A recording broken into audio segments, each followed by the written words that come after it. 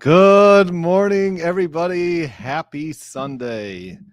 And here we are. What a week it's been. What a week last week it's been.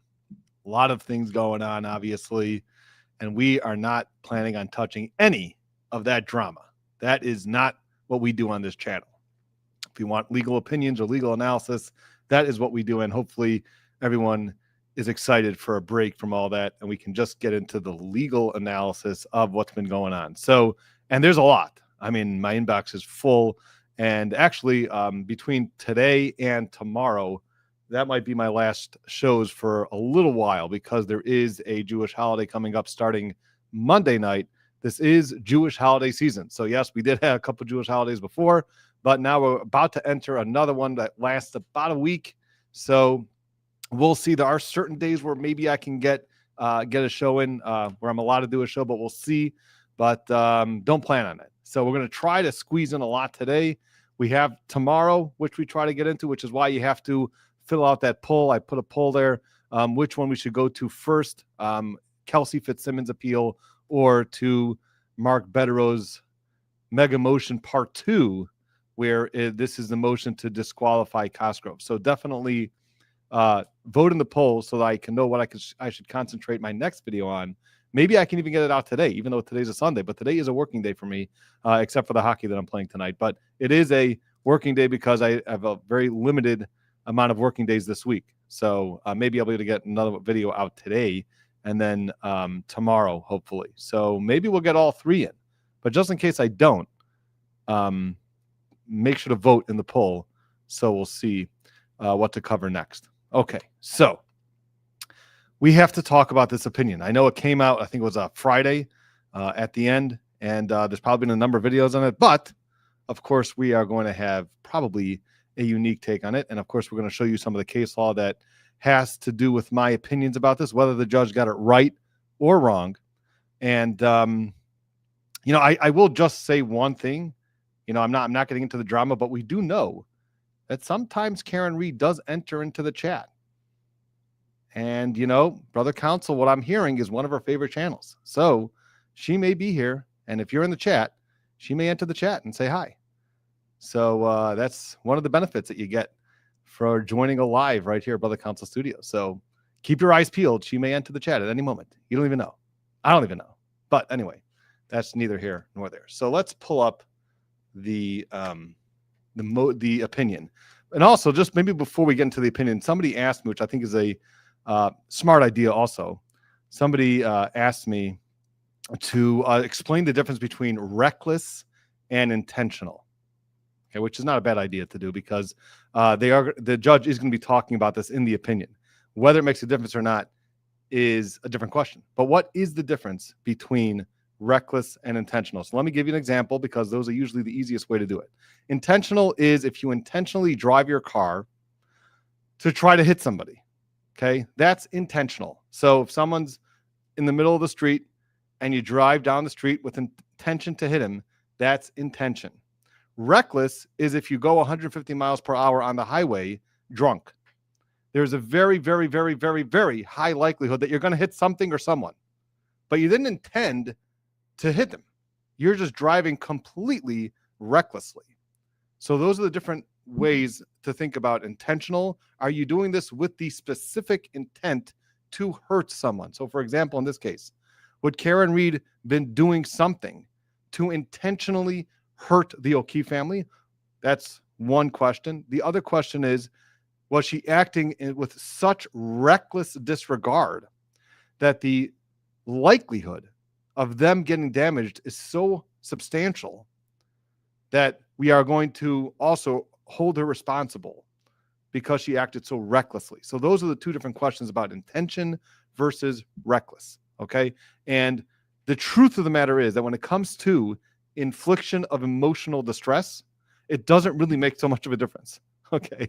Because you still have to show that the conduct was extreme and outrageous. Now we're going to talk about this as we go on with the opinion, but first let's break down the different parts of the opinion and we'll go through it step by step, and then we'll see what makes sense to me and maybe some parts that may not make such sense for me. Okay. Now you guys probably, if you've been following, then you've probably already familiar with some of the case law because we did break down some of the case law and explain how all this works in the case law in Massachusetts. But still, we're going to see whether the judge followed what Brother Counsel had to say about this or not. And of course, he should have, because we do our research here pretty good. Okay, so let's, and also just before you guys, I did already make a video about the oral argument. Okay, and some of the oral argument I had some thoughts about, and something tells me in the back of my mind that Alan Jackson may have some thoughts about it also, because he was sitting there watching. And I had some thoughts about the oral argument, and I talked about them in my previous video, and there may be some conversations before the next oral argument. That's all I'm saying. Okay, so, all right, let's pull up the opinion. Now, let's just try to, again, understand the different claims in the motion to dismiss so we can understand what this opinion is talking about. The first claim had to do with the wrongful death statute really is in place of any sort of emotional distress claim. So there is negligent infliction of emotional distress, which is a cause of action on its own. There is intentional infliction of emotional distress, which is a cause of action on its own. And there's also wrongful death, with it, which is a cause of action on its own. Okay, so the first argument was that you cannot, under Massachusetts law, in the same complaint, plead two separate causes of action, one of them being wrongful death, the second one being an independent claim of negligent infliction of emotional distress. Because really, the argument goes that the wrongful death statute encompasses everything, and therefore you cannot have a negligent infliction of emotional distress claim separately. Okay, I hope this is making sense. Now, we explained and we did our research, and we showed that this is the most obviously wrong argument. Okay, it's so clear from the case law that you are allowed to have two separate claims. And I would not be so happy if I had an associate who made this type of argument, because it's so clearly wrong. I mean, sometimes you have to make arguments that are not the greatest position, but you try to make them anyway. But this is something that's so clearly wrong. With a few minutes of research, what happened at the hearing was a little embarrassing, I think. And because it's so clear that the wrongful death statute is independent and negligent infliction of emotional distress is independent. Okay, but anyway, let's just see what the judge did with this, because, of course, the judge got this right, which is exactly what I said also. So let's take a look at this. The wrongful death statute and emotional distress.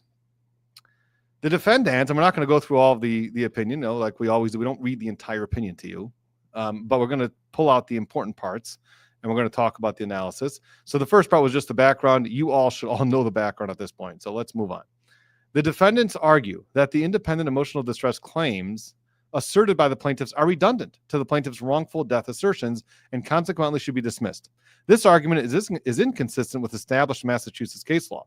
In Semino, and by the way, that's one of the cases that we spoke about in our channel, which says this very clearly. In Semino versus Milford Kegg, the Supreme Judicial Court held the following. The defendant's argument that the plaintiff's claim for emotional distress is preempted by the wrongful death action misconstrues the common law's cause of action for emotional distress.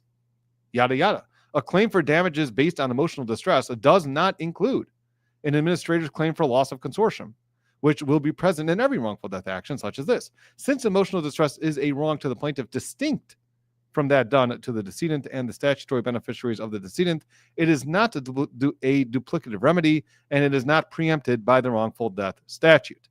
So the first one was pretty clear, like we spoke about already a number of times, and that's why the judge denied it, and that was the correct decision. There you go. That's why that part was denied. Okay, so that was the first argument. Next is where it gets a little bit more interesting. And this is really where you have to use a little bit more of your noodle. Negligent infliction of emotional distress. The defendants argue that none of the plaintiffs have actionable claims for negligent infliction of emotional distress. So none of them. Not Kaylee, not Paul, not John, not Margaret. Because their alleged distress did not occur contemporaneously with the accident giving rise to JJ's death. Now, this is a part of where I spoke to you about already previously, that this argument was not made well. Now, whether they're actually right or wrong, the argument wasn't presented well. It wasn't presented in the briefs well. It was actually misstating the law instead of stating what the law is and then making the argument based on your understanding of the law. So actually in the brief that was filed, in the motion that was filed, it said something like there has to be immediate. It has to be like that. It's basically like this, contemporaneous. It has to, meaning that when the accident happened, that's when you were there. So for example, let's give the classic example of negligent infliction of emotional distress. The classic example, textbook example, of a father and son are walking down the street and a car going 150 miles per hour smashes into the son. And the father is right there and watches it all happen in front of him.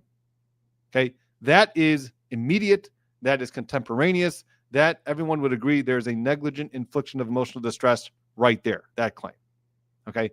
That was the type of argument that the defendants, the attorneys for Karen Reed, were making, that this, that it has to be immediate. It has to be contemporaneous. And since the O'Keefe family came to the hospital later, then it automatically fails. And the reason why that's a misstatement of the law, because there's clear cases that we spoke about previously that show that that's not true at all.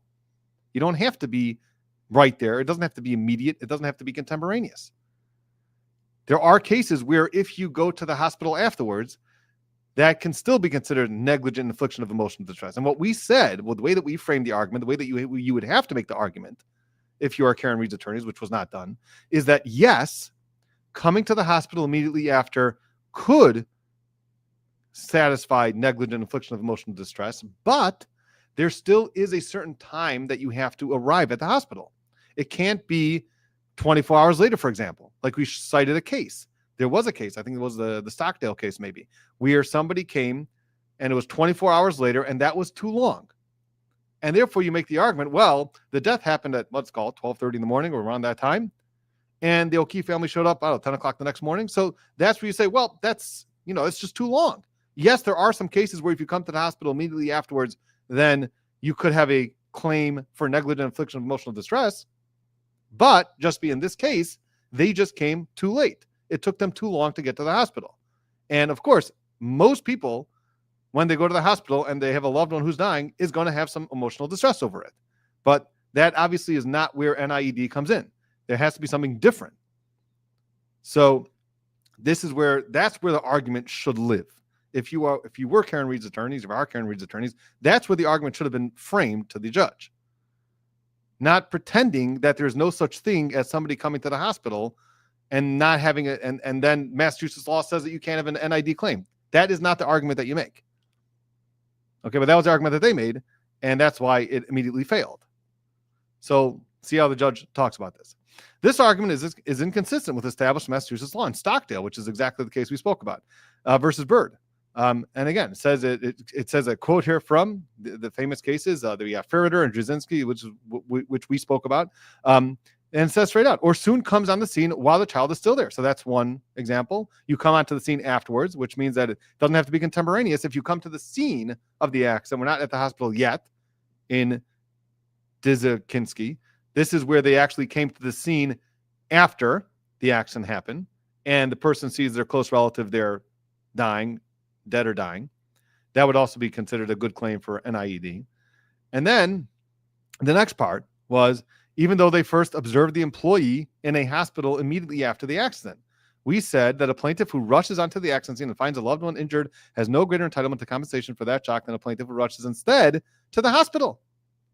Straight out in Stockdale. So long as the shock follows closely on the heels of the accident. The two types of injury are equally foreseeable. So this is where you see it straight out in this case, where if you rush to the hospital, that would be the same thing as rushing onto the scene right after the accident happened. And then you would be able to continue, you would be able to have a viable, plausible claim of NIED. But look at the last line. So long as the shock follows closely on the heels of the accident. That is where you focus your argument. so long as the shock follows closely on the heels of the accident. So that's where you say, well, Your Honor, in this case, the accident happened 12:30 a.m. and they saw the body, 9, 10 a.m., 11 a.m., whenever they alleging that they saw it. That is just not closely enough. That's where the argument lives and was never made, and therefore it was very easy for the judge to deny this part of the motion also. All right, let's continue. The plaintiffs allege that Reed discovered J.J. buried in the snow at approximately 6:03 a.m. Now, notice how the judge here is focusing on when he was discovered. And that was also part of the reason because this wasn't stressed enough in their argument. They would have made this more of an argument, which I showed you could have been made, because there is a case that talks about the 24-hour period that elapsed from the time of the accident, not the time of when the body was discovered or when the person discovered it. You can definitely make the argument that it doesn't go based on when the body was discovered, but on when the accident happened, which would be at 12:30 a.m. But since these arguments weren't really made, the judge doesn't have to really deal with them. Okay, making his job a lot easier to deny it. That's the point here. Okay, the plaintiffs allege that Reed discovered J.J. buried in the snow at approximately 6:03 a.m. on January 29, 2022, and he was subsequently pronounced dead at the hospital at 7:50 a.m. that day. Margaret, John, and Paul each aver that they learned of J.J.'s admission to the hospital immediately and Kim found J.J.'s body to the hospital shortly thereafter. So we don't have an exact time, but it was sometime after 7:50 a.m. So let's call it 9 a.m. Right? So, okay, so then you can make the argument 12:30 to 9 a.m. is too long. All right, now let's move on to Kaylee. Kaylee's negligent infliction of emotional distress claim stands on different footing. However, now look what the judge does here, because this is where I have somewhat of issues with what his analysis here. Now, Kaylee's negligent infliction of emotional distress claim stands on different footing. Why? Because she never came to the hospital, right? She didn't go to the hospital like with Margaret, John, and Paul. She alleges that she learned of JJ's, and this is all in the complaint. She alleges that she learned of JJ's death or injury when defendant Reed woke Kaylee up approximately 4:30 a.m. Said that she heard defendant Reed say, JJ never came home. Maybe I did something. Maybe a snowplow hit him. Maybe I had hit him. Maybe I hit him. We were in an argument. Maybe he got hit by a snowplow, etc. That's what the complaint says. Lastly, Kaylee states that as a result of Reed's conversations in her presence, she perceived the injuries caused to her guardian, Uncle JJ, and perceived the injury producing event. Taken together, the complaint does not allege that Kaylee learned of JJ's death or injury at 4:30 a.m., but instead learned he was maybe injured at the time. So when did Kaylee learn that he was actually dead? Does the complaint state that? There are also no averments regarding when and the circumstances under which she first observed the deceased JJ. Now, to me, this is much more the dispositive part of the argument. Kaylee never saw John O'Keefe's body. And like we said, the argument, again, should have gone. Kaylee never saw the body. If she never saw the body, then there is no case in Massachusetts, zilch, no case in Massachusetts that says you can maintain an NIED claim. The only cases that we ever found in Massachusetts that talk about that somebody does have an NIED claim is if they actually saw the body at some point. So remember what happened at the oral argument. At the oral argument, the plaintiff attorney was Mark Diller, I think his name is. So he argued that, well, that's not important enough, because it doesn't have to be that you actually see the body, because when did it enter the consciousness? He tried to make up some sort of a novel argument, and he also made which is, by the way, what you're supposed to do. Okay, he did a good job what he's supposed to do as a plaintiff attorney, right? He's trying to use some novel, reasonable explanation. And he said, look, what would a blind person not have an NIED claim? Right? So just the same way that a blind person can have an NIED claim, so too, Kaylee in this type of situation should also have an NIED claim, even though she never actually saw JJ's body. Right?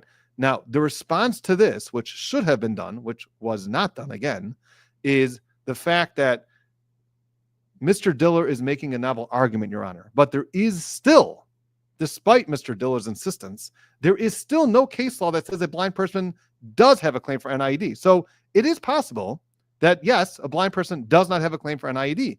You're going to have to take this up to the SJC to get an opinion about that, because there is no opinion about that right now.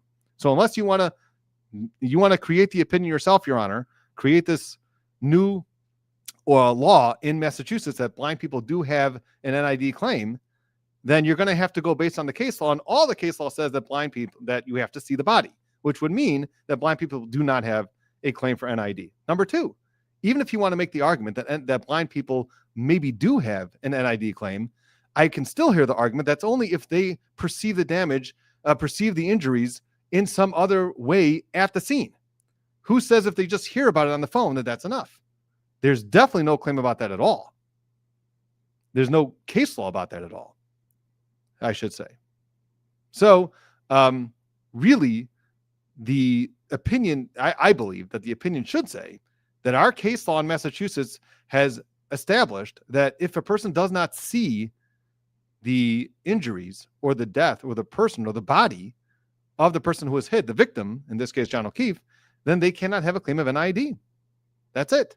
Period. End of story, which is something that the judge talks about here, where he says there are also no averments regarding when and the circumstances under which she first observed the deceased JJ. Her averments concern her perceptions of JJ's injuries rather than her actual observations. The case law cited by the parties addressed scenarios whereby a family member has observed another family member actually being injured or otherwise suffering shock after promptly encountering the injured family member. So this is where you think the judge is going to say, okay, you see that the case law cited by the parties talk about scenarios where what? Where a family member has observed, seen with their own eyes, another family member being injured or otherwise suffering shock, or coming onto the scene after and seeing the family member. Kaylee cannot make the showing. Why? Because she never saw the body. That's what this opinion should say. But you'll see what he does here. He kind of sidesteps the issue.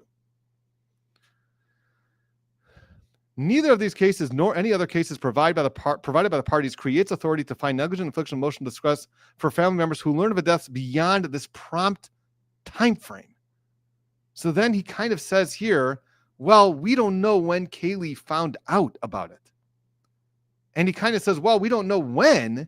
And therefore, since we don't know when, so then it comes back to the question of how close in time was the accident to when the person came upon the body. And since with Kaylee, the complaint doesn't tell us when she actually knew or found out that John O'Keefe died, that is why he's denying the NIED claim. So he's not really giving an opinion about this issue, which I think is a clear issue, that if a person does not see the body, then they cannot have an NIED claim, at least as the law is right now in Massachusetts. If you want to take this up to the SJC and somehow they get an opinion that's saying, yes, we can expand it. And generally speaking, courts are not looking to expand NIED claims because every single person who gets killed in any sort of accident, they're going to have family members who are going to see them at some point.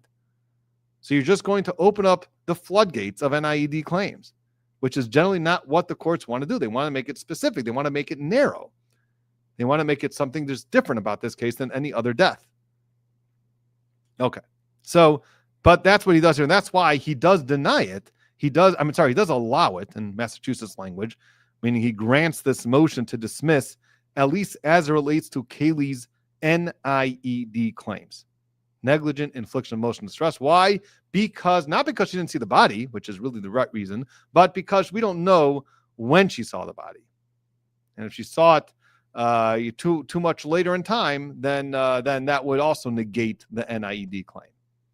All right, so again, as it relates to Margaret, John, and Paul's claims for negligent infliction of emotional distress, it was denied because they did come to the hospital afterwards, and because no argument was made by the defense that it was too long in time. Instead, they made an argument that it has to be contemporaneous, which is completely not what the case law says. So that's why it was denied to Margaret, John, and Paul, but to Kaylee, it was allowed. So Kaylee's NIED claims are out. Now let's move on to reckless infliction of emotional distress. So remember, we have the wrongful death statute.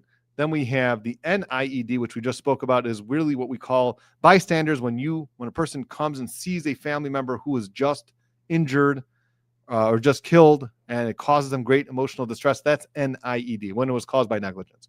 Now we have something else. This is where somebody acts with such reckless disregard or intention which is really essentially the same elements, but they act in such a way that's so extreme, so outrageous that it causes another person severe emotional distress. So what did Karen Reed actually do that was so reckless, so intentional that it caused the O'Keefe family? Remember, we're talking about the O'Keefe family. We're not talking about the McCabe's and the Alberts, anybody else. We're just talking about the O'Keefe family right now. What did she do towards the O'Keefe family that was so reckless, so intentional, that it caused them severe emotional distress? We're not talking about the car. That we're not talking about. You know, there are allegations that she backed the car into him. There's no allegations at all. Okay, so now let's see what happens. The defendants argue that none of the plaintiffs have actionable claims for reckless infliction of emotional distress because there was no extreme or outrageous conduct directed towards them that resulted in severe harm. Now let's take a look at number 7 here for a second. With reference to the defendant's arguments regarding extreme and outrageous conduct, the plaintiff's opposition frames the issue in the context of reckless and or intentional infliction of emotional distress. In the complaint, however, Margaret, John, and Paul do not assert claims for intentional infliction of emotional distress. Instead, at count 10, 11, and 12, they assert claims against Reed for negligent and or reckless infliction of emotional distress. Thus, in ruling upon this motion, the court does not impute an additional cause of action for Margaret, John, and Paul that is not included in the complaint. As discussed below, Kaylee is the only plaintiff who asserted a claim for intentional infliction of emotional distress. Now, if you'll remember, take a little pause here. If you'll remember, part of the motion to dismiss, there was some language there where the defendants for Karen, the lawyers for Karen Reed argued that if you look at the complaint, here, let me pull up the complaint here. Oh, in fact, let me just get it because I must have. Let me just show you what they're talking about here so you can understand what's happening. This is the complaint. Okay, let me blow this up for you so you can see it. And now let's go down to count 10. Count 10. Let's get to count 10 already. Show you how they frame this, which is, again, this was a mistake by the plaintiff. So they caught this, they caught these mistakes that the plaintiffs made, which is good. Good job. Okay, take a look. See, count 10. What does it say here? Margaret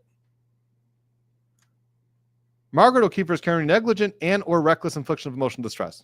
Here's the problem.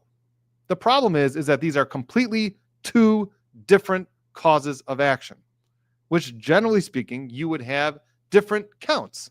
For each cause of action, you have a different count. So count 10 should be, if you want, negligent infliction of emotional distress. And reckless is different. They're different causes of action. As we explained before, negligent is when a person comes onto the scene and sees their loved one in a state of dying or dead and it causes emotional distress. That's negligent. Reckless is when somebody else acts in a way that's extreme and outrageous towards you in a reckless way, in a reckless disregard for your safety. So there's completely two different causes of action here. And they're putting it all in one, which is just not appropriate. So, this is something that they pointed out in their brief. Now, in the plaintiff's response, they framed this as reckless and or intentional. So the judge is just saying, sorry guys, you can't rename your complaint now. You're stuck with the complaint. So if you wanted to amend your complaint, you could have asked me, but this is the way the complaint is written, and therefore you're stuck with it the way it is now. So you can't just start adding, well, we also meant intentional infliction of emotional distress for Margaret O'Keefe also. And according to what the judge is basically saying here, he's kind of hinting to them that he probably would have allowed this intentional infliction of emotional distress claims to go forward for Margaret, John, and Paul. We may see a motion for an amended complaint now to amend their complaint and add intentional infliction of emotional distress for Margaret, John, and Paul also, by the way. Because we're going to see soon what the judge's analysis is, which, again, this is where I take the most issue with, but we'll get to there. But essentially, that's what we may see. We may see them moving to amend their complaint and add intentional infliction of emotional distress for Margaret, John, and Paul. So we'll see if that happens. But so that's what they did for all these, count 10, 11, and 12. All right. So that's actually Kelsey Fitzsimmons. All right. So now let's continue here. So that's just to explain that footnote.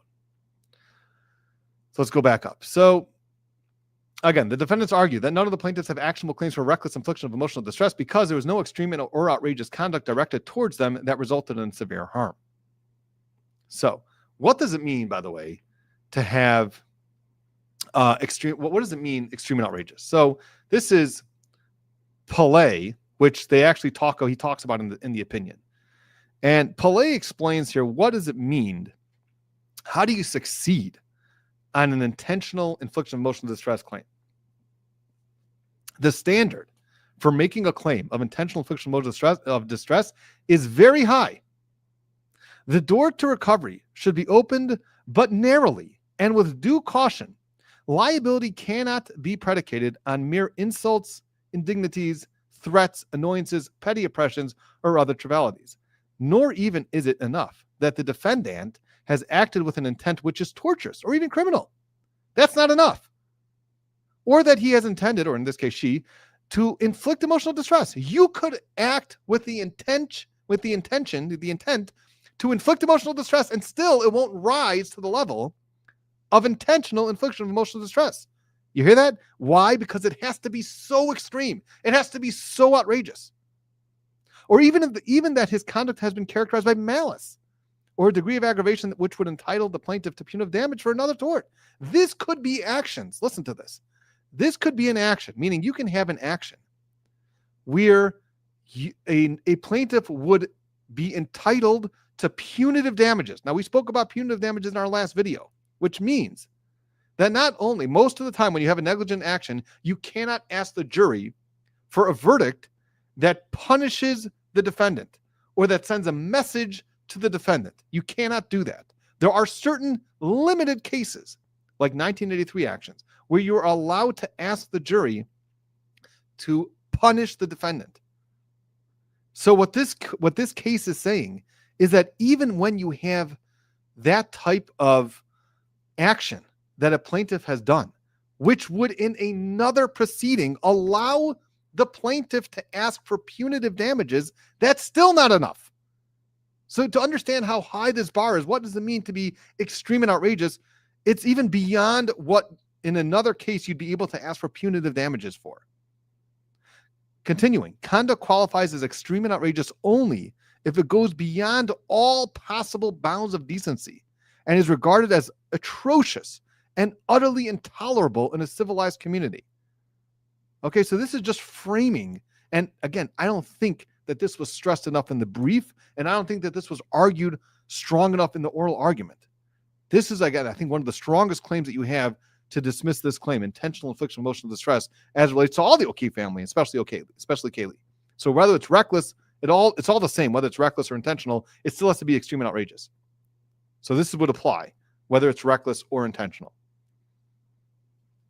Now, let me give you, before we even move on, let me give you some examples of what it means to be extreme and outrageous in Massachusetts. And there's not many, right? As the court has said, it's very high. It should be open but narrow with due caution and that's why if you try to search through Massachusetts case law, which I did, I tried to find some really juicy cases where it talks about what would be considered extreme and outrageous. There weren't that many. But let me give you some examples. And I didn't want to, some of it's hard to hear. Okay, but let's go through it. Because this case, I actually spoke about this case the first time we spoke about this motion to dismiss coming up. And let's just remind you what happened in this case. So we're not going to read the entire case like we usually do, but we're just very briefly what was considered extreme and outrageous. Then you can start thinking, well, let's see, did Karen Reed do something similar to what we see in these cases? So here we go. And this is a case, Zaleskis versus Brigham. Viewed in the light most favorable to the plaintiffs, a jury could find that the technologists understood Kara's and Margaret's concern as family members about Donna's extremely vulnerable state. So Donna was the patient here, and her family members were Kara and Margaret. And then current level pain. She was in extreme pain, Donna. The technologist denied the request to allow a family member to assist or remain in the room in order to minimize any additional pain Donna might experience during the x-ray exam. So Donna had to go for an x-ray. She was in extreme pain. So one of the family members said, can we please go with Donna to be the emotional support? We're her family. So one of us, please let us go in the x-ray room. The technologist said no. Then listen what happened. And the technologist gave an assurance that they would stop if Donna asked. So they told these people, don't worry, if Donna starts screaming in pain, we're going to stop everything, right? Just raise your hand when you're in pain. Ever the dentist, raise your hand and we'll stop. So she said, don't worry about it. You don't have to be in the room. As soon as Donna says to stop, we're going to stop everything. Well, guess what they did? They didn't stop. They failed to stop, despite a plea from Donna to stop, knew that Kara and Margaret waited outside the x-ray room. So all Margaret and Kara are hearing, they're in the locked doors, they're outside of the x-ray room, they're listening to everything going on. They hear Donna screaming, please stop, you're killing me. And they don't stop. That's what they're hearing from outside this x-ray room.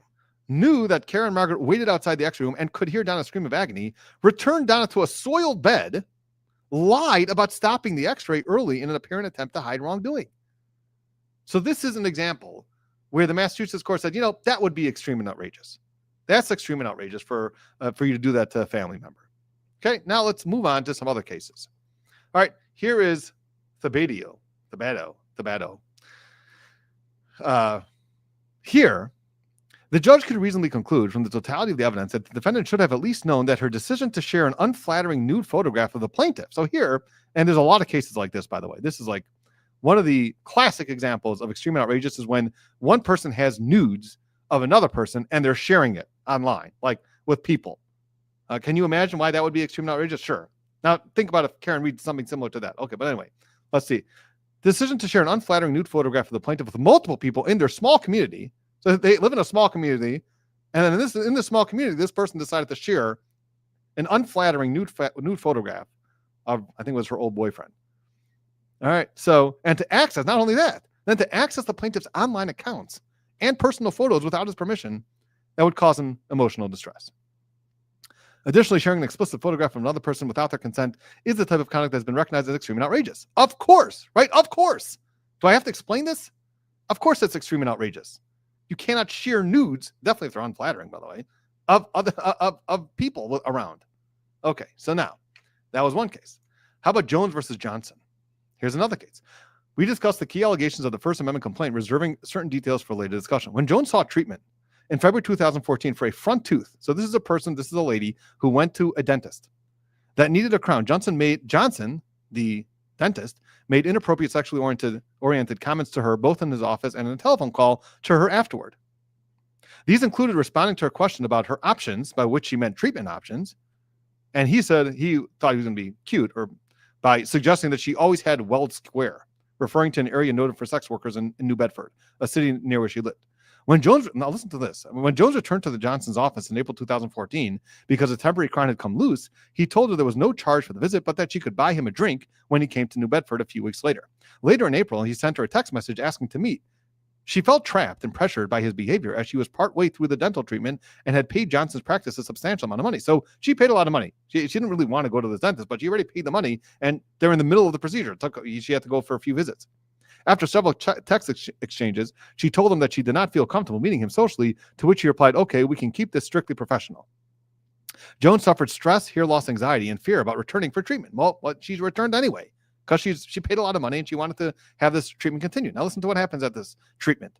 When Jones returned for an appointment in June 2014, Johnson seemed angry, as Jones had feared, and did not speak to her. To her surprise, in light of what Johnson's office had told her about the purpose of the visit, he began drilling into and pushing on the tooth, causing her substantial pain. He then pulled on the tooth using pliers and a wire and exclaimed, "Oh no." Can you imagine your dentist saying, "Oh no"? She asked what was wrong, and Johnson eventually replied, "Your tooth broke to the gum line, and I can't do the crown now." She asked if she had options, to which she replied that she could work the streets in New Bedford. He also said that she had two choices, a post and crown, which might not last, or an implant for $8,500. Jones stopped treatment with Johnson. Okay, so that would also be considered extreme and outrageous. Okay, so these are a few examples that we found in Massachusetts. So keep these examples in mind when we go through the opinion here, how the judge lays out that, well, let's see if what Karen Reed has alleged to have done. Now, remember, you have to accept all of the allegations as true. That is part of what a motion to dismiss requires at this stage. Okay, this is not for a motion for summary judgment. That's later, after the discovery phase. This is before. This is just, so we have to accept everything that the complaint said is true. So we have to assume that, yes, she did hit John O'Keefe. We have to assume that for the purposes of this motion. and we have to assume that everything that they say in the complaint is true, which means that she created a false narrative. All right, now let's go. Now let's move on. Now with that backdrop, now with that understanding, now we have a clear understanding of what it means in Massachusetts for your conduct to be an extreme and outrageous. Now let's see if what she did qualifies. The plaintiffs allege that Reed developed a narrative. And by the way, there's a number of other cases that also talk about nudes and pictures like that, which we don't have to go through. They're all, you get the picture. Okay. All right. The plaintiffs allege that Reed developed a narrative surrounding JJ's death, which caused him to suffer emotional distress. In support of their opposition to the instant motions, they have produced a search warrant affidavit, which is a matter of public record, and the court may consider in assessing whether the complaint plausibly suggests an entitlement to relief. Now, why? Why is the judge talking about this? Why is he talking about this affidavit for a search warrant? The reason is because, I should say the reason is that, if my English teacher is listening. So the reason is that we know in a motion to dismiss at this stage, this is a 12B6 motion to dismiss, which means that at this point, what should the court consider? What is the court allowed to consider? The court is generally only allowed to consider the complaint, and that's it. The four corners of the complaint, as the case law sometimes lays out that language. The four corners of the complaint and any attachments to the complaint. That's it. We don't look at anything else. Right now, if that's true, then why is the court looking to this search warrant affidavit that was authored by Tully? Why are they doing that? Why is the court doing that? And is the court allowed to do that? And the answer is yes, the court is allowed to do that. Why? Because there is a very slight exception. There's an exception which the judge had to use, which the plaintiffs did not cite in their complaint. And if he wouldn't have used this, then there's a good chance that he would have allowed this motion also to strike these causes of action. But he came up with a way to include the search warrant affidavit, which, again, it is straight out in the case law. So he is allowed to do this. He's not doing anything that he's not allowed to do. But the plaintiffs did kind of mess up here a little bit. But they were saved by the search warrant affidavit. Why? Because it's a matter of public record. Anything that is a matter of public record, that means that the judge is allowed to consider that in coming to his decision on this opinion. So take a look at 8 here.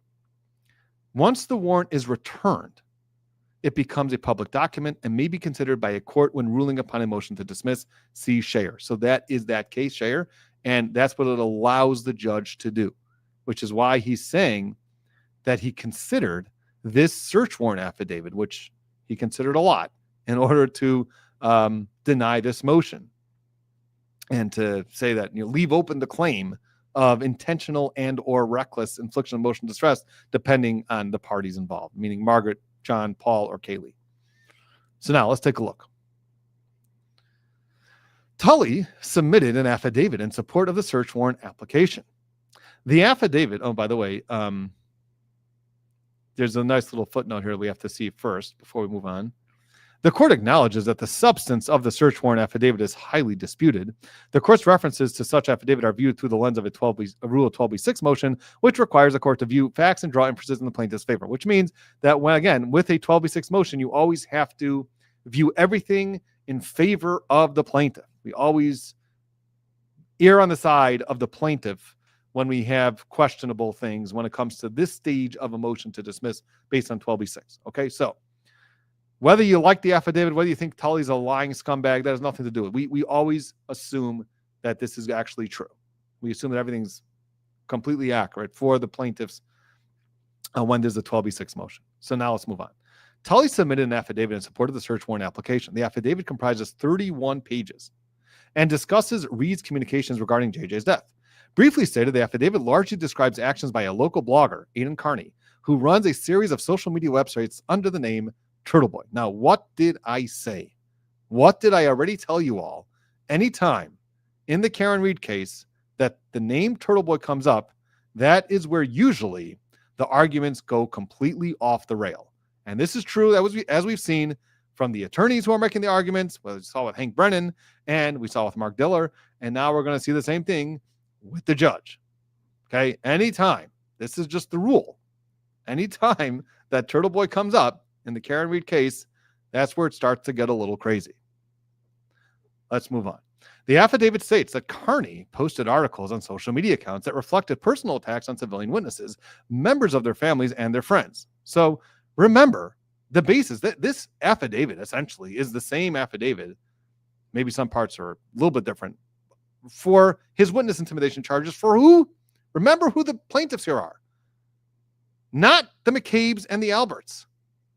That is not who the plaintiffs are in this case. The plaintiffs are the O'Keefe family. So yes, there is some YouTube presentations and some road rallies and Turtle Boy on his Twitter pages and his megaphone. Usually it has to do with the Alberts and McCabe's. So what does this have to do with the O'Keefe family, you may ask? Well, the judge is going to try to create the parallel here. So take a look.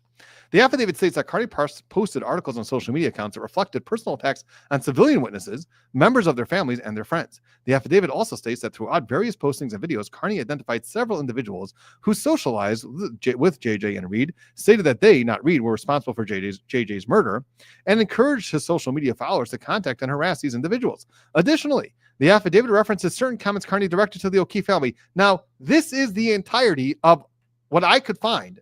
And I didn't read every single line of that affidavit, but if you can find some other portion of this affidavit where he talks directly to the O'Keefe family, then let me know.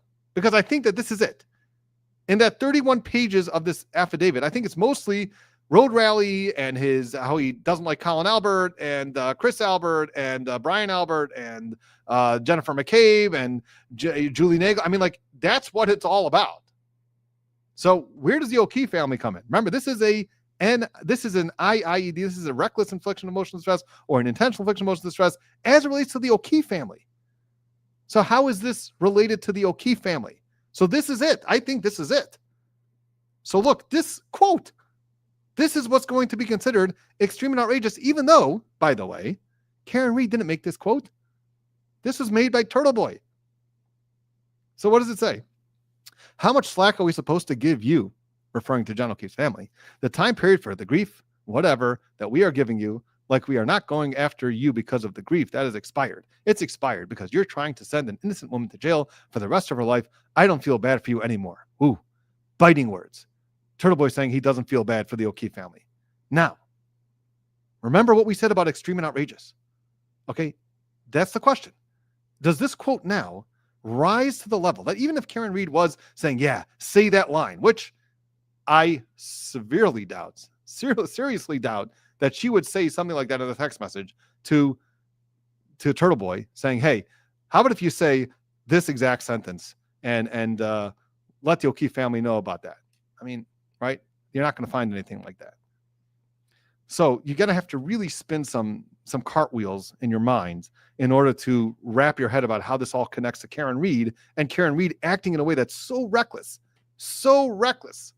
towards the safety and emotional state of the O'Keefe family that it would rise to the level of extreme and outrageous. Per the affidavit, Reed communicated with Carney through an intermediary, Natalie Wywick Berschneider. I think they spelled it wrong here because they wrote it with the H before the S. All right. So Natalie, and then this is all per the affidavit, right? Because the affidavit, he has to rely only on the affidavit because, again, the affidavit is public record. So per the affidavit, Reed communicated with Carney through an intermediary, Natalie Berschneider. Through this intermediary, Reed gave Carney information concerning her case, some of which was potentially not available to the public, which Carney then used in his social media postings. Reed also shared personal information and pictures of many civilian individuals for whom Carney argued were responsible for JJ's death. What does that have to do with the O'Keefe family? If this is a IIED claim on behalf of Jennifer McCabe and Brian Albert, okay, maybe you have a point here, which again, still on very, very shaky ground to say that this is extreme and outrageous, but that has to do with the O'Keefe, the Alberts and the McCabes.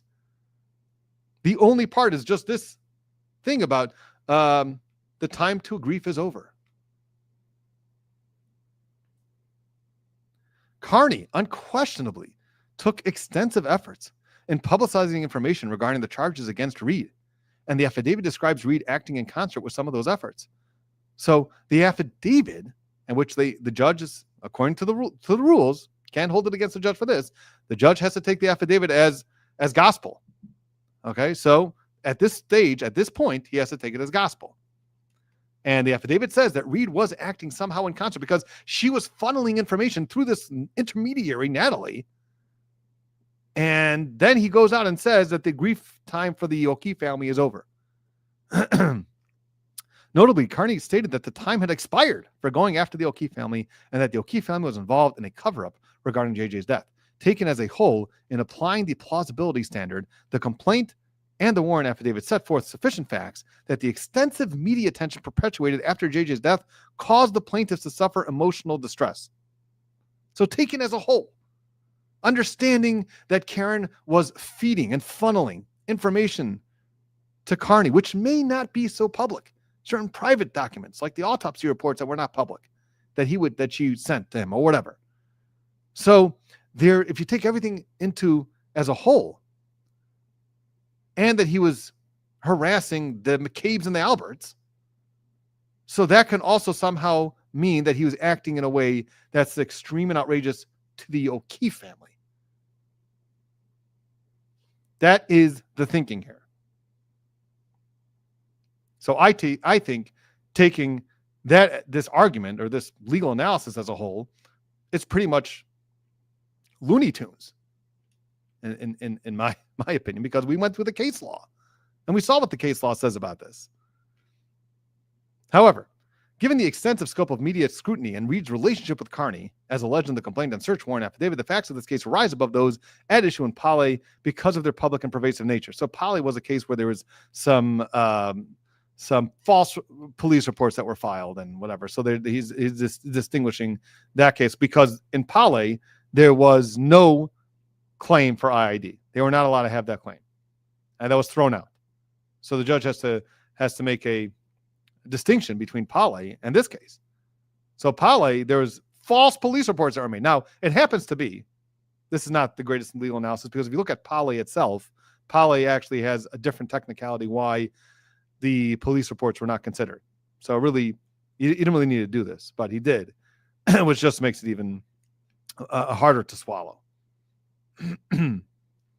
All right. So therefore, the defendant's motion are denied as to the arguments regarding extreme and outrageous conduct. Okay, which, as we said, the case law is just clear. It's just crystal clear that whatever Karen Reed may have done in this case, in terms of an intermediary sending some information to Carney, who then on his own decides to mostly harass the McCabe's and Alberts, that has nothing to do with the O'Keefe family, and then says one line about how the O'Keefe family's time for grief is over, and then try to tie that back into Karen Reed, how Karen Reed's actions by sending him information was so reckless with such reckless disregard for the safety of the O'Keefe's mental health. It's just like sharing nudes, apparently. So therefore, the motion was denied. Okay, now you can see how I feel about that. Now let's move on. Now we have claims asserted by Kaylee Forbush. So, however, skipping ahead, as the judge already said, there's going to be no NIED, which he dismissed against Kaylee. So now, what about Kaylee's IIED, intentional infliction of emotional distress? However, consistent with Margaret John's and Paul's claims, Kaylee was also plausibly distressed by the public and pervasive nature of Reed's alleged false narrative. The alleged facts surrounding Kaylee's interactions with Reed in the early morning hours on January 29, 2022 can also be plausibly characterized as extreme and outrageous. Such determination supports Kaylee's claim for reckless infliction of emotional distress. So the judge is saying two things. Okay, first of all, as everything that I've said about Margaret, John, and Paul, about how, again, Karen Reed using this intermediary to funnel information to Turtle Boy, who says one comment about the O'Keefe family's time for grief being over, that would definitely rise to the level of extreme and outrageous, or at least enough to defeat this motion.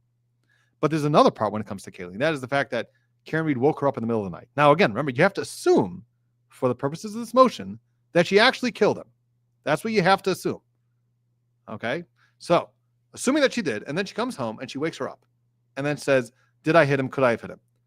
So again, you have to use your legal analysis skills to say, okay, let's think about the cases that we spoke about and see how that's similar. Waking somebody up in the middle of the night. It's not nice. Definitely not nice to wake somebody up in the middle of the night and then talk about how maybe I hit your stuff, your uncle who's taking care of you, and maybe he's dead.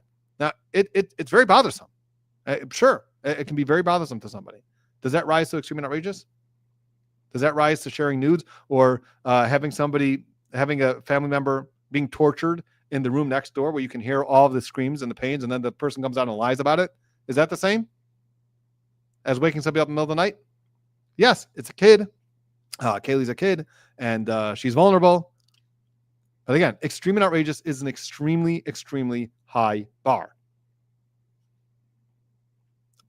So that is the opinion, and therefore the judge said we are going to deny also the IIED claims as it relates to Kaylee as well. So not only the claims going forward on John and Margaret and Paul, but also on Kaylee, and that is the opinion. So I think that, as I've said, I think the arguments by Karen's attorneys could have been a little bit better, and maybe that would have made the judge have to undergo different analysis. But I think the extreme and outrageous part is very, very problematic, but he let it go. So it doesn't mean that's the end of it. There is still going to be a motion to dismiss, a summary judgment motion that's filed. So that's still going to happen. And, that's going to happen at the close of discovery. And maybe the judge will be able to revisit this ruling because it's not as strict at that point. So, but I think, I just think even at this point, those claims should be denied. That's just what I think. So, let me see what else. If you have any questions, you can put them in the chat now. But that is the opinion. I mean, that's what it is. And we showed you the case law. So thank you very much, Rita Schuler, for the $5. And Pro Gamer, gifted 10 Brother Counsel memberships. Appreciate that. And let's see what is going on in the chat.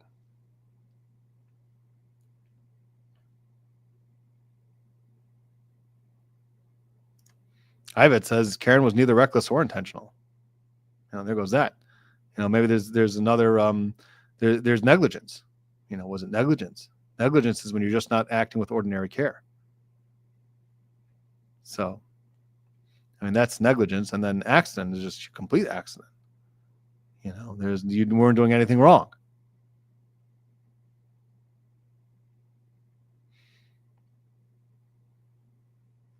So,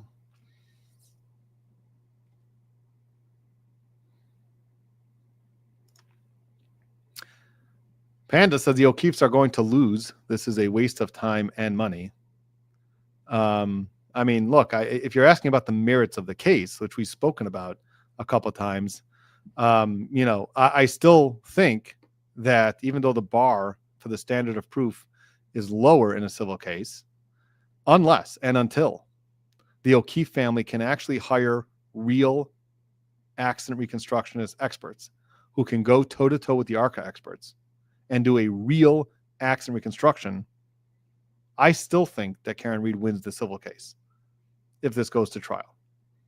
As I've said, you give me the ARCA experts without Dr. LaPosada. Add Dr. LaPosada and Dr. Russell, add all these people, and it's even better. But you just give me the ARCA experts, and I would be very, very confident in Karen Reed's chances of winning, even in the civil case, even though the standard is so much lower. So they're going to really have to hire a real accident reconstructionist if you're the O'Keefe family, not the blue paint aperture guys.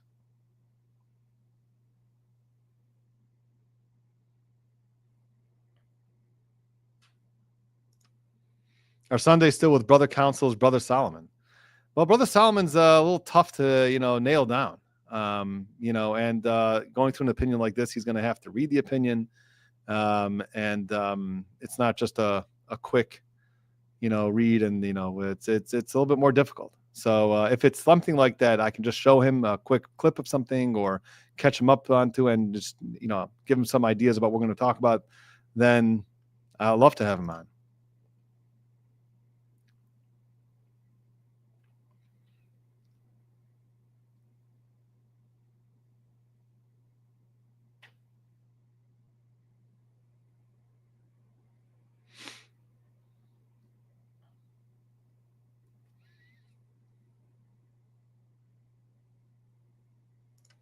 Maddie, brother Counsel, how explosive do you think the depots will be?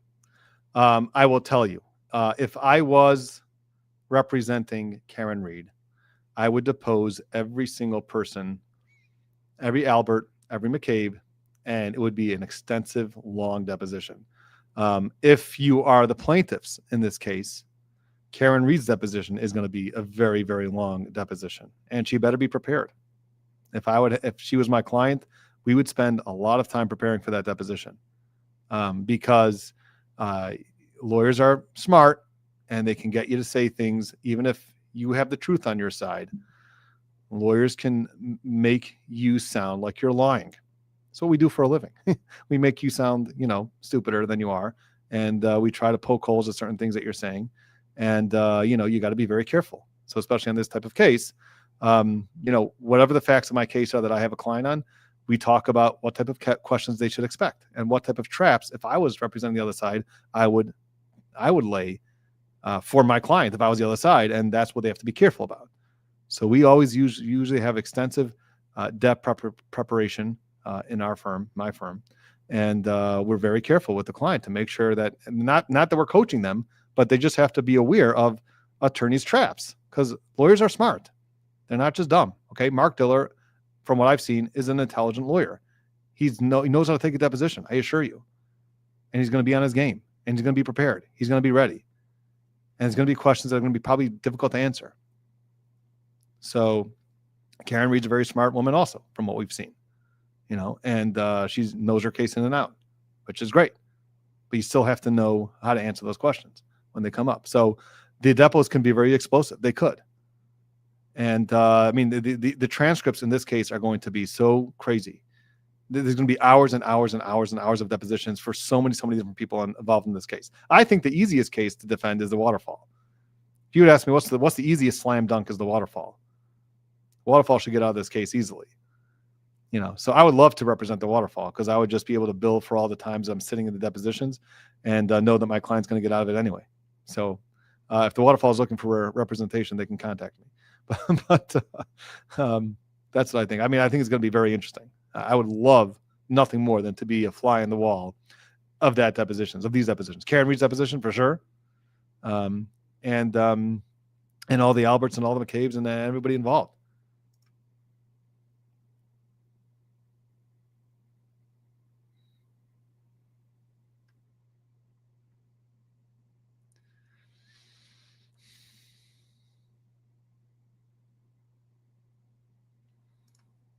Spacey says, Brother Solomon seems like someone not to mess with. You do not want to mess with Solomon. The last place that you want to be is opposite Solomon in a deposition or on the stand. I can assure you, I've seen those destructions happen all the time. That's the last place where you want to be if you're opposite Solomon.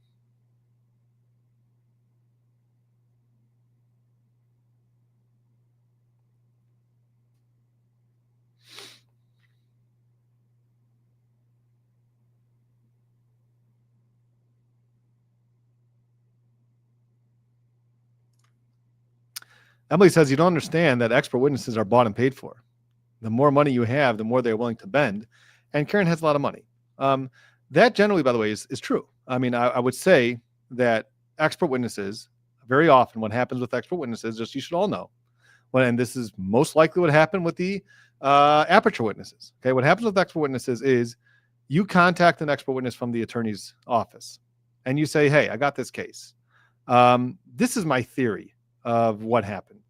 What do you think about it? Does this make sense in your expertise or not? And then they'll either run their tests, you give them whatever retainer, and then they'll say, yeah, I think that your theory is good, or they'll say, no, I think your theory is wrong. But and if they say you think your theory is wrong, say thank you very much. Maybe try another expert. So very often, yeah, you can hire an expert, and I've seen this happen all the time, where experts will say kind of ridiculous things because they're getting paid a lot of money. And there's a very big BUT here. And that is that in this case, the ARCA experts were not hired by the plaintiffs or the defendants in this case. The ARCA experts were hired by the federal government, and they were asked to look into the case objectively, without any, as far as we know, without any any foregone conclusion, without any theories given to them. They weren't asked, hey, we think that Karen Reed killed John O'Keefe with the car. Figure it out. That's not what they were told as far as what we understand. What we understand is that the ARCA experts were just said, hey, this is the information. This is the damage to the vehicle. This is, the medical, the autopsy reports. This is the information.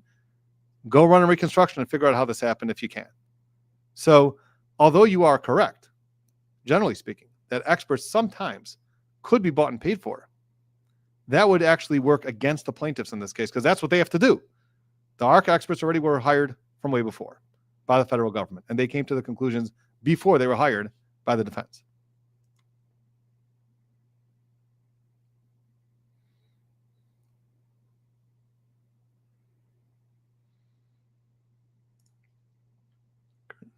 Carissa, what are the odds more evidence that Canoni wouldn't allow in? Well, we now see. I think there's a good chance to see a lot more. We could see a lot more evidence come in. Because from what we hear, that there's a lot of evidence that was not admitted. So, yeah, we could see a lot more.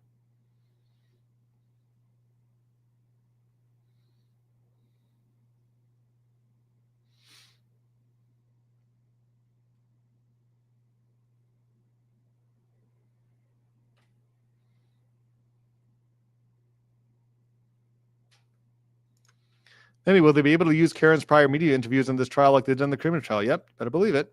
They could. Can use it.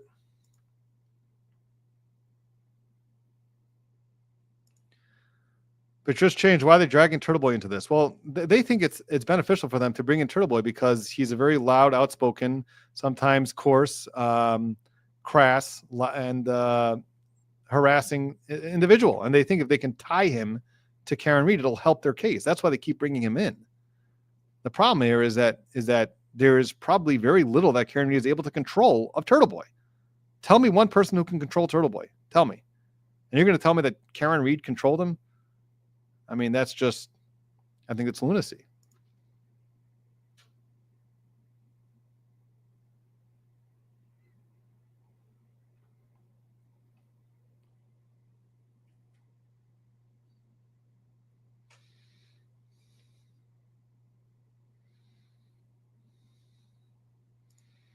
What are the chances of Karen testifying, BC? 100%. Karen Reed is going to testify in this trial, whether she likes it or not, because she can be called as an adverse witness. So she's going to be testifying in this trial.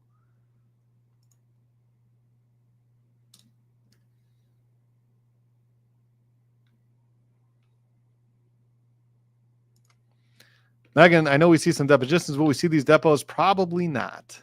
Probably not. As much as we'd like to see it. Probably not. I love to be a fly in the wall, though. I mean, I love to take a deposition also, but yeah.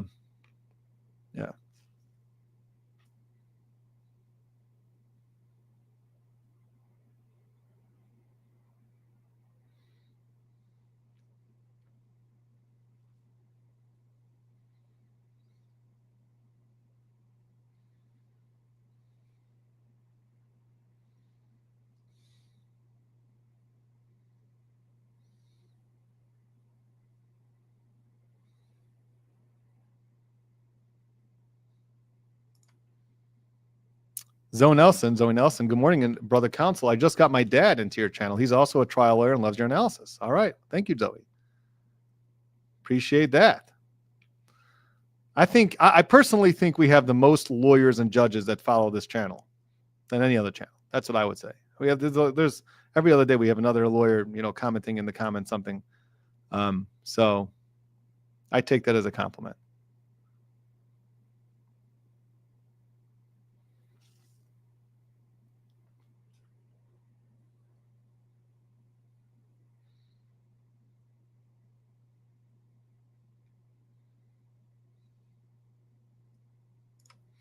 Here's a question from Maddie. Could either side lawyers ask the judge to take judicial notice on the criminal case files, or since it's a positive for Karen, they won't be allowed in? I mean, it's going to have to be very specific. What exactly do you want the judge to take judicial notice on? The entire criminal file? No, that's not happening.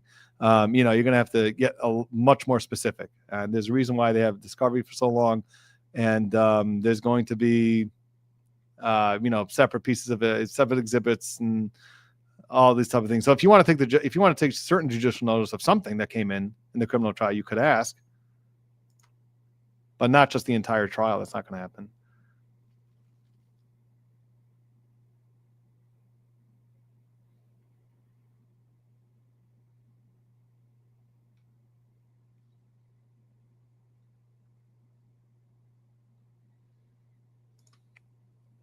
Nikki, are there any ways for the plaintiffs to drop the case now Karen is dismissed?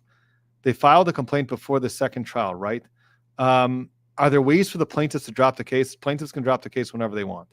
But Karen's not dismissed. She's only dismissed as it relates to the NIED for Kaylee. That's it. That was the only claim that was dismissed. But the rest, the wrongful death and the IIED, like we spoke about, and also the NIED as it relates to Margaret, Paul, and John, those are all still in. And the dram shop for the bars.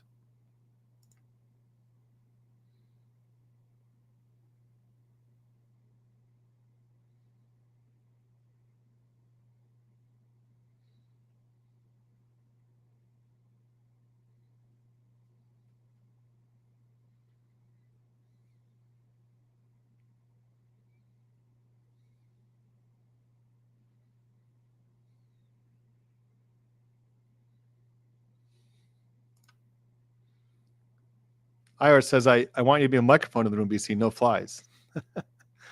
I mean, I'd love to take a deposition in this case. That would be a lot of fun. A lot of preparation, but that would be a lot of fun.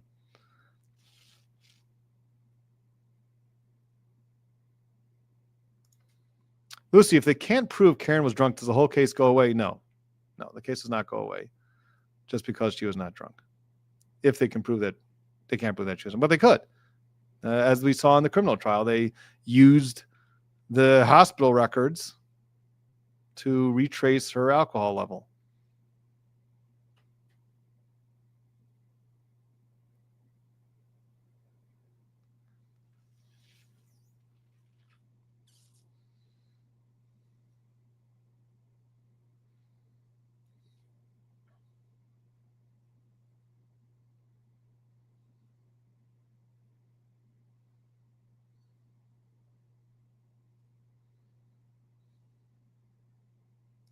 Maddie says, BC, I'm currently in L3, third year in law school.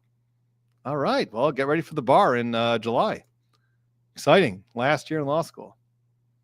I hope that means that, unless you're on like a part-time. We got a lot of law students here, by the way, also. We've got law students, we got paralegals here. It's a great community. We've got lawyers, judges. Sometimes Chief Justice Roberts is here.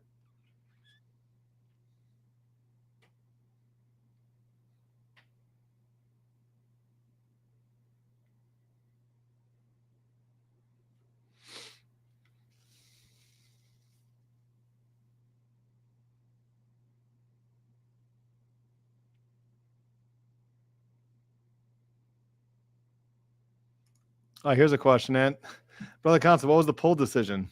Meaning for the next video. Well, I wasn't concentrating it, so let me pull it up right now. Let me end the poll and see where we are.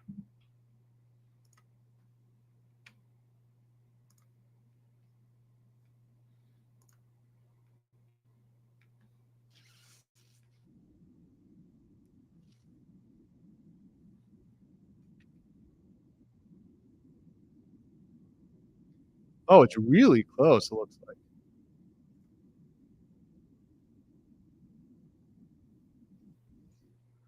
Fitzsimmons edges it out. 52% to 48%. We might just have to do both.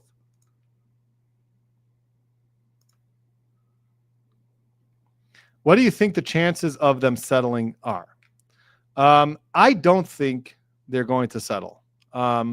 I think that I don't know how this representation is all working out. I'm assuming that the insurance company is representing her. And if the insurance company is representing her, then it's not up to her. It's up to the insurance company. They get to decide whether to offer a settlement. I'm sure if it was up to Karen Ricci, probably wouldn't offer a settlement unless it would be like, I don't know, $20,000 or something to just go away so that she doesn't have to pay for all this. So, it would be a negligible settlement. But I don't think that's the way they're posturing. And they're going to want a ton of money. The insurance company's not going to want to pay it. and they're going to be very confident in their ability to defend the case. So I don't think there's such a great high degree of settlement. And I know that the judge was talking about this at the oral argument. The judge was saying, oh, you guys should really consider mediation or alternative dispute resolution. I just don't think that's going to happen in this case. I think they're going to want a lot more money. And I don't think they're going to take a $50,000 settlement from the insurance company or even a $100,000 settlement. I just don't think they're going to do that. If they're willing to take that, then, maybe they will.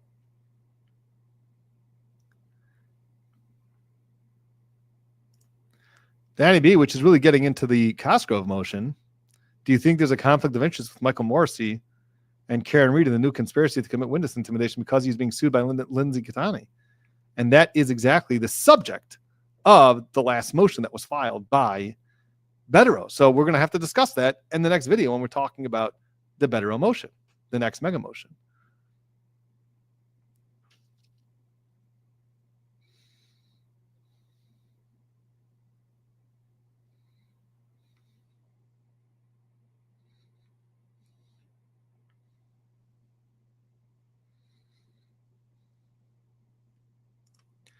Who would you most like to depose? Well, I'll tell you who Solomon would probably most like to depose. Probably Solomon would go for Brian Albert because he loves the tough guys. He loves these tough cops. That's what he does. He just breaks them all down and makes them look foolish. So I think Solomon would love nothing more than to do Brian Albert, Brian Higgins, some of those guys. For me, I think Jennifer McCabe. Jennifer McCabe's going to be fun. But Solomon just likes that combative. He just likes a cop to come in there strong, and he just takes them apart piece by piece. That's what he likes to do. It's not just a cop. Anyone who comes in with their own attitude, anyone that comes in with this sense of I'm going to be smarter than you, is going to have another thing coming to him. With Solomon. Root Beer Flow, member for 5 months. Thank you very much. Do you think the bars will settle? Again, the bars, I think, have the strongest case. And so unless it's just like a quick, easy $10,000, $20,000 settlement, I don't see the bars selling either. I would love nothing more than to represent the bars because they have the strongest case, I think. Because she wasn't drunk. She didn't look drunk. Everyone testified that she was fine, especially Karina Kolakithis. She was the last person to interact with Karen Reed for like an hour after she allegedly had these 7 drinks, and she said that she was completely fine and lucid. So the bars, I think, are going to they're in the strongest position, the bars.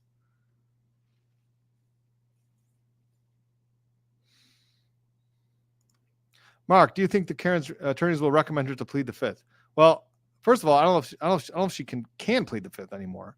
But no, they're not going to recommend her to plead the fifth. Because, first of all, I don't think she can because she's acquitted. But number 2 is that unless they can come up with some other crimes that she may be implicated on with pleading the fifth. But also, in a civil case, when you plead the fifth, it could be used against you. Okay, in criminal cases, as we know, right? When you plead the fifth, it cannot be used against you. In civil cases, it can. So, no, they're not going to tell her to plead the fifth. She just needs she's smart, and she just needs some time to prepare with the lawyers.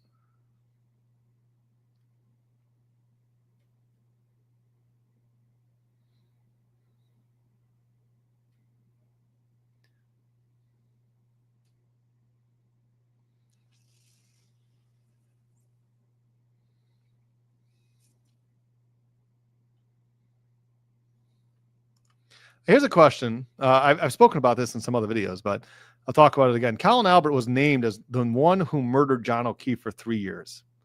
He is left off of Karen's list as one of the people responsible for the conspiracy against her. Why? Now, what you're referring to is there's no witness lists that were filed yet. Okay, so we're not talking about witness lists. We're talking about at the hearing when Karen's attorney, Damon Telexon, said who they want to sue. And they said, we're going to be suing all this list of people: Brian Albert, Matt McCabe, Jennifer McCabe for conspiracy in 1983. Okay, we spoke about this all in a previous video. Why didn't they mention Colin Albert? A couple of reasons. I think the most obvious reason for any plaintiff attorney would be that he's not collectible. He has no money. He has no assets.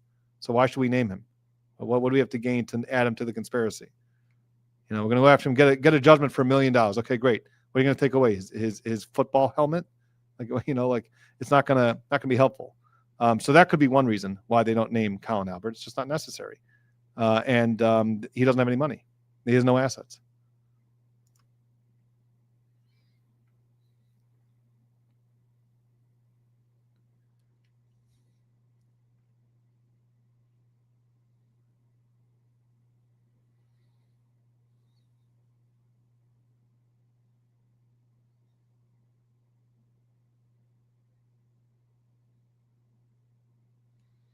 By the way, I just wanted to say a little hello to the Trial Channel, who does amazing work, by the way. Trial Channel. I sometimes use the Trial Channel's videos because he cuts through all the breaks and everything in these trials. So definitely go subscribe to the Trial Channel. He's doing good work.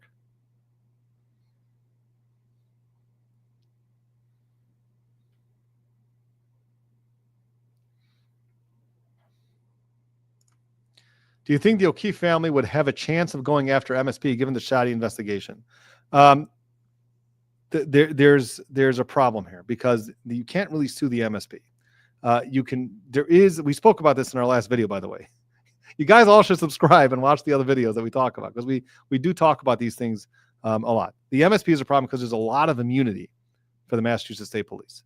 And again, you have to remember what are you suing them for? For negligence? So there's usually immunity for that. There's a very, very slight, narrow opening when you can sue the Massachusetts State Police, and it's not relevant in this case. So they cannot sue them anyway.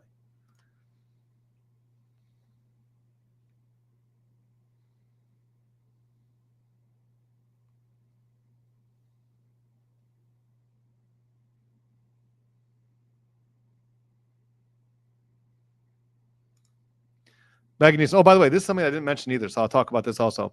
That begs the question, if the insurance offers a settlement, does KR counterclaim still go forward? Okay, so this is, first of all, something that the judge did not talk about in this opinion is the request by Damon Seligson, again, Karen Reed's attorney, to allow him to sue all these other people and bring them into the case. Why didn't he talk about that? I'll tell you why. Because it wasn't in front of the court. If you want the judge to issue an opinion like this, you have to file a motion. You have to bring it up to the judge. You can't just show up for a motion to dismiss, for the hearing on a motion to dismiss and say, Judge, what do you think about, this other claim that we want to do and this idea? Well, the judge will say, okay, file something with me, and then I'll review the law and I'll give you an opinion. That doesn't work like that. You can't just show up and say, we have a novel idea, something that is not really done. You got to file a motion. So if they file a motion, so first of all, just so you should all understand, right now, Karen Reed is just the defendant. There are no counterclaims. There are nothing. It's just Karen Reed as the defendant, and she may have some affirmative defense. We haven't seen the answer to the complaint yet. So once that comes in, we can talk about it. But there hasn't been an answer to the complaint filed. That we will see one soon, and then we'll see some affirmative defenses. But then what's going to happen is they're going to have to file a motion with the judge, asking the judge, can we now add the Alberts and McCabe's and put them part of the lawsuit now before even serving them with a complaint? Now, normally the way this works is that you sue the people first, bring them into the court system under a separate, index number, and then you move to consolidate the cases. Now, what Seligson wants to do here is that instead of doing that, let's just bypass that part. And with my answer to the complaint, we will sue them under this case number and serve them, and then they'll come into this case, and then everyone will be part of this case. Now, if that does happen, and then there's a settlement between the O'Keefe family and Karen Reed, no, then the only thing that happens is that the O'Keefe family and are not the plaintiffs anymore in that case. Karen Reed's not the defendant in that case anymore, and now it's just Karen Reed against all of those other third parties, which would include the Alberts, the McCabe's, and anybody else that she wants to sue, which would be the city of town of Canton, and all the troopers, Proctor and Buchanan and Tully.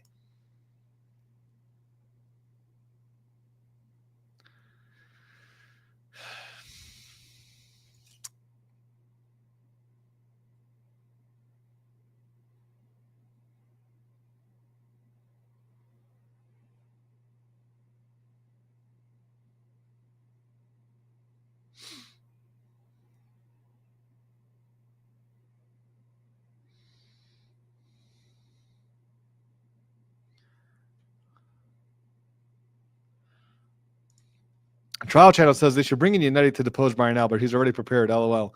Yeah, well, I would still say they should bring in Solomon Radner just to do that deposition, just to do the deposition of Brian Albert, and that's it.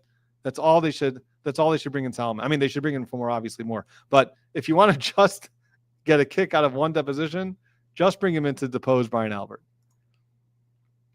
and then post it on the internet.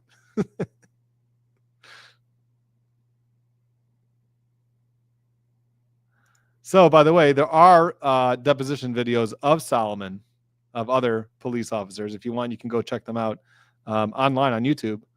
Just search Solomon Radner, civil rights deposition, something like that, and you should find some depositions.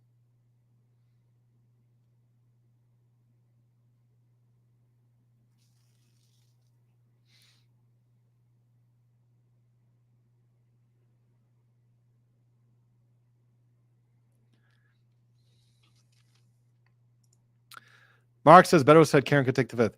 I mean, you'd have to figure out a crime that she hasn't already been acquitted of. So I guess that would be the witness intimidation, where she can plead the fifth. But again, it's I think it's a terrible idea in the civil case, because they can use it against her. So again, it's going to have to be limited to any actions that have to do with witness intimidation or any other crimes that are not what she stood for already. So I don't think it's so simple. But I'm happy to talk to Mark about it.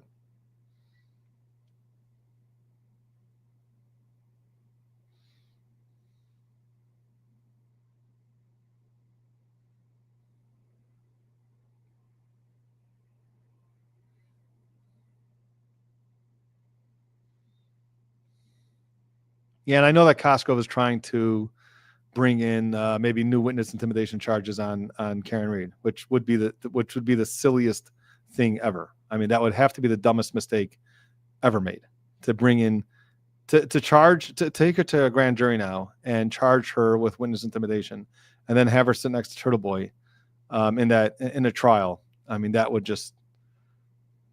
be really dumb. But we'll see if Costco stays on the case, because he may get disqualified.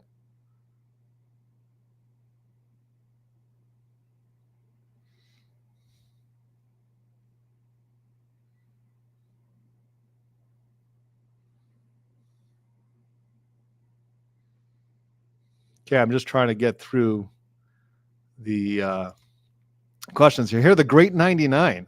Was the motion granted? And the answer is, in case you're coming late, the answer is that it was only granted as relates to the NIED claims for Kaylee. Everything else is denied.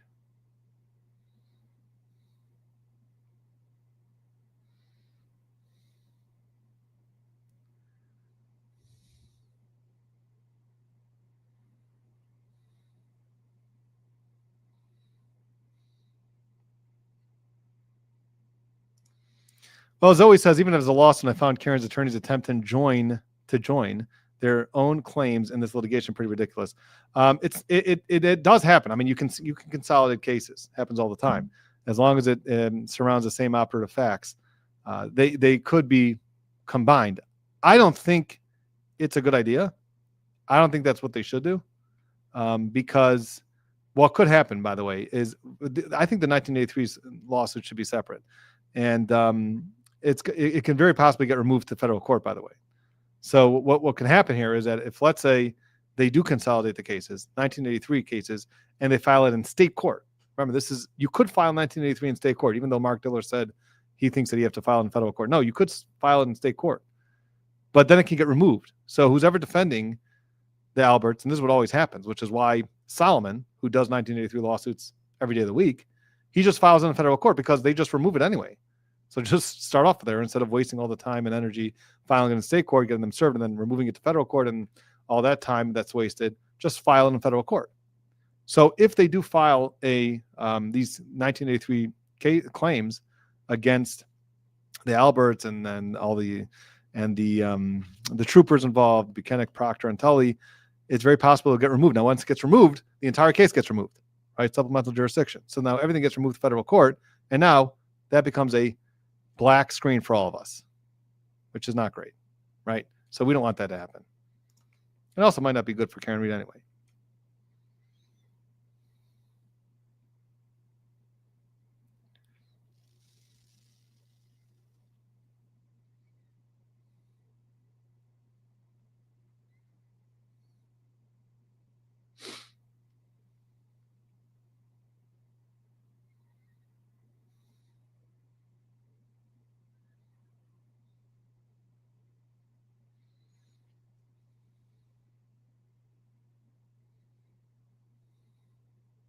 Let me see if we got anything else here before we call it a morning.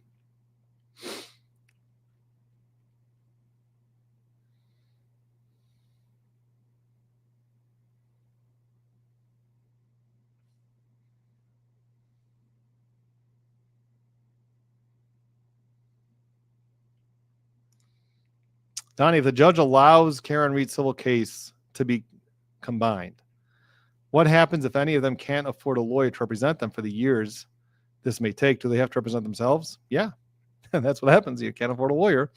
Then in civil cases, you have to represent yourself pro per. They can get some tips from Lindsay Gattani because she's representing herself. She's in pro per.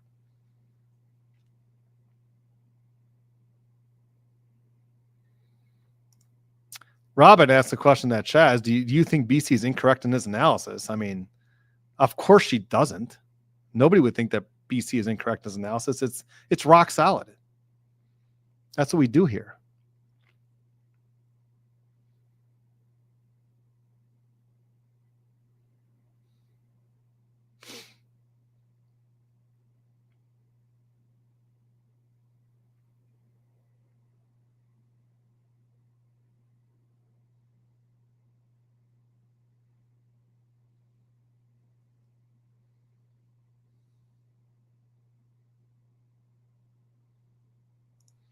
And he says, Martin, better meant pending 2025 criminal cases, the case, you could plead fifth, read that. Yeah, you're talking about, again, the witness intimidation case, the witness intimidation potential case. So if there's a witness intimidation case that's filed against or charged to Karen Reed, or that's what she's nervous about, then yeah, you can potentially plead the fifth as it relates to any actions that have to be connected to that.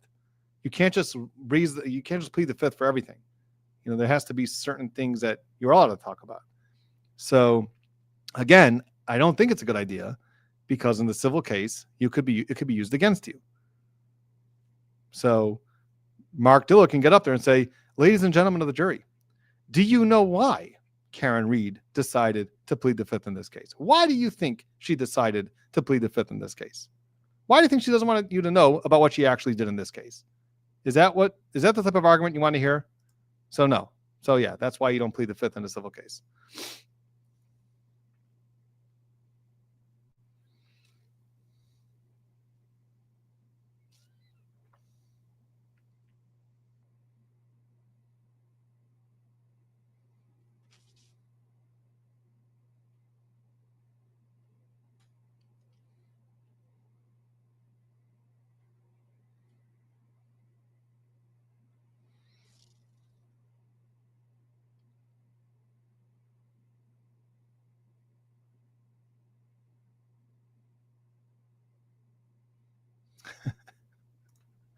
Chloe's mom wants to know, how about those Tigers?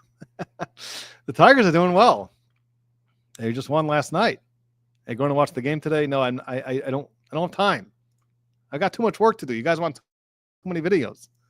I gotta do this Mark Betterow Mega Motion Part 2, actually Part 3. And I got the Kelsey Fitzsimmons we gotta do also. So I don't have time for that. So okay, well anyway, thank you all for joining us today. that is going to be it on the latest update on the Karen Reed case.